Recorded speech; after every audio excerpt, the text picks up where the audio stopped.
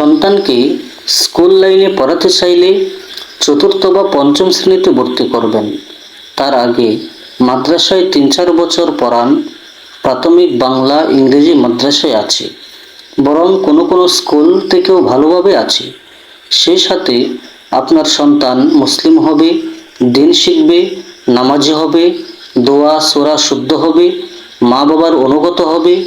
আপনি কবরস্থ হলে সওয়াবের রাস্তা খোলা থাকবে ইনশাআল্লাহ। এরপরে ডাক্তার বানান, মুসলিম ডাক্তার হবে, নামাজি ডাক্তার হবে। ইঞ্জিনিয়ার বানান, মুসলিম ইঞ্জিনিয়ার হবে, নামাজি ইঞ্জিনিয়ার হবে।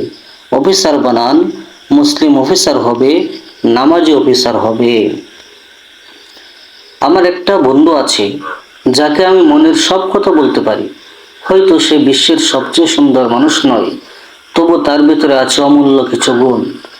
আমার যখন মন খারাপ হয়, যতই ব্যস্ত থাকুক না কেন, কি এক অদ্ভুতভাবে ঠিক তখনই সে আমার পাশে এসে দাঁড়ায়।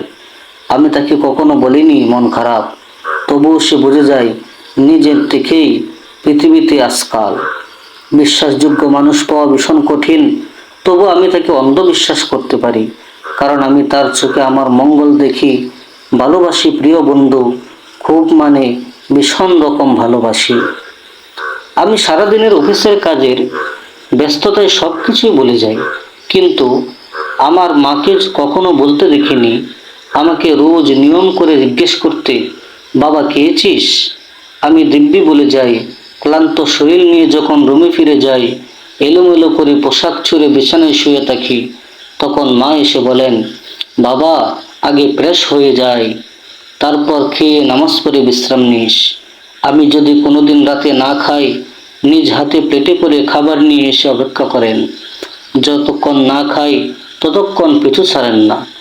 আমি সেই মাকে ভুল করেও কখনো বলতে পারিনি, মা আপনি আমার আশ্রয়, আপনাকে ছাড়া আমার এই পৃথিবী নরকেরই মতো। মাঝে মাঝে বাবাকে বলতে খুব ইচ্ছে হয়, বাবা আমি আর পারছি না, আমার কাঁধের দায়িত্বের বোঝা ভীষণ তীব্র। বাবা আপনি তো কখনো বলেননি আপনার কাঁধে আকাশ সম ভার, কখনো দেখিনি বলতে আপনার কষ্ট হয়। যখন যা চেয়েছি তখন তাই দিয়েছেন, কখনো শুনিনি আপনার মুখে পারবো না এই কথাটি।